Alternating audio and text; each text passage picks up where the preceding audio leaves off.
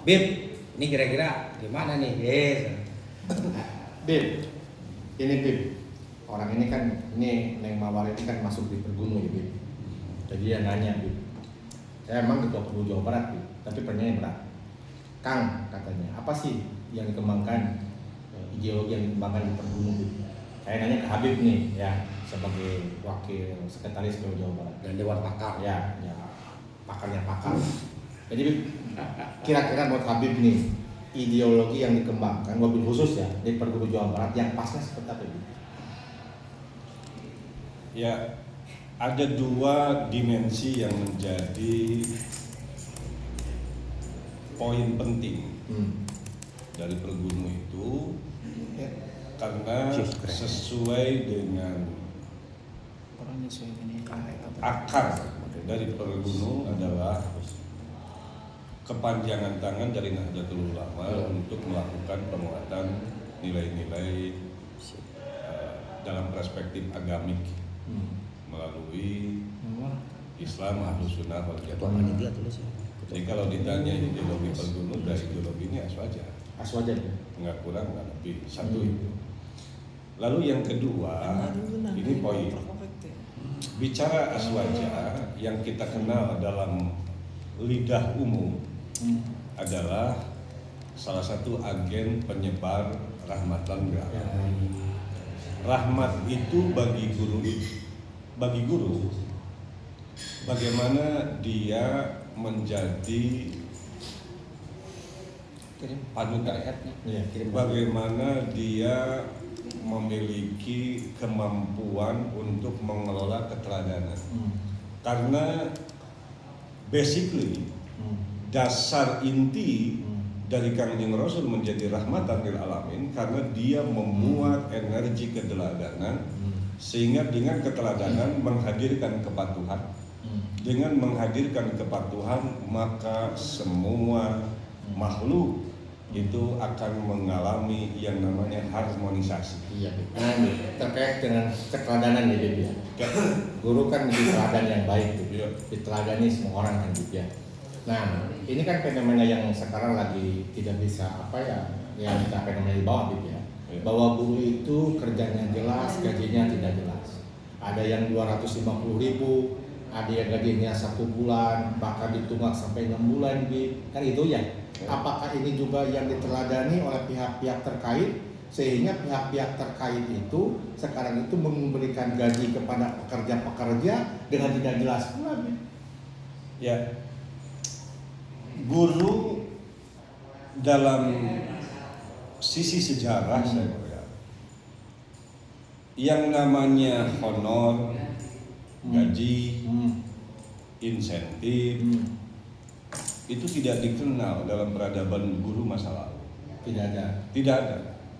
Bahwa sekarang ada insentif, ada gaji, itu pada saat negara membutuhkan kapasitas guru, membutuhkan guru-guru yang profesional, maka disitulah negara wajib hadir untuk menyediakan kebutuhan-kebutuhan baik yang bersifat kebutuhan pengembangan profesionalisme guru ataupun kesejahteraan guru. Jadi begini, guru itu dulu tidak pernah dapat gaji, tetapi fasilitasnya dipenuhi oleh negara, ya kan? Nah kalau sekarang dapat gajinya tidak jelas, fasilitasnya pun tidak jelas. Dan ngomong-ngomong Bin, sekarang ini kan Menteri Pendidikan Dasar dan Menengah yang baru ini Pak Mukti ya, dia tokoh dari Muhammadiyah. Nah kemarin viral di grup-grup WA Bin, jadi yang menjadi dasar filosofi ya dalam pengembangan kurikulum yang dipakai oleh Menteri yang baru ini Bin, yaitu filosofi pendidikan Ki Haji Ahmad Dahlan dan filosofi pendidikan Ki Hajar Dewantara. Nah kita sebagai warga NU Bin, apakah Pak Mukti tidak mengenal tokoh NU Bahasim Asy'ari yang mengarang kitab Adabul Muta'alim, sehingga filosofi Bahasim Asy'ari kenapa gak dimasukkan di sana Bin? Menurut Habib ini kira-kira yang ada di benak pemikiran Pak Mukti ini, Pak Menteri ini apa Bin? Menafikan Bahasim Asy'ari gitu Bin? Buat saya setiap orang berhak mengambil madhab pendidikan manapun, mau madhab Mbah Hasyim Asy'ari, mau madhab Mbah Ahmad Dahlan, bahkan mau madhab pendidikan kita beberapa pakar pendidikan, misalkan Syekh Anwar Jundi yang kita kenal sebagai pakar tarbiyah al-Islamiyah, apapun itu. Tetapi yang menurut saya penting, spirit dari madhab pendidikan manapun ujung-ujungnya adalah bagaimana mencerdaskan kehidupan bangsa. Jadi selama racikan dan rumusan madhab itu konklusinya jatuh pada peningkatan kualitas pendidik dan kualitas peserta didik, saya pikir tidak harus ada perdebatan di sini. Bahwa seperti tiga masalah. Tidak ada masalah. NU tidak menjadi bahan rujukan dalam pengembangan kurikulum pendidikan sekarang. Ada muatan lokal, ada irisan langsung yang misalkan di Persis itu tetap Hasan akan menjadi figur, bukan hanya figur, tetapi juga metodologi apa yang dilakukan oleh Hasan. Di internal NU juga sama. Ini kan bicara tentang pendidikan umum. Ya, tapi kan ini pemerintah Mendikbud ya. Ya kan gini, hemat saya kan menteri itu ketika Pak Mufti ini jadi menteri, dia itu kan menterinya Muhammadiyah. Betul. Kalau Habib sekarang tokoh NU jadi menteri, Habib bukan lagi menterinya NU, betul. Tetapi menteri yang menaungi semua warga negara yang ada di Republik di bangsa kita ini, Iya. Artinya menurut saya ya, semuanya diakomodir biar tidak terjadi diskriminasi gitu, Dimasukkan saja semuanya gitu, ya.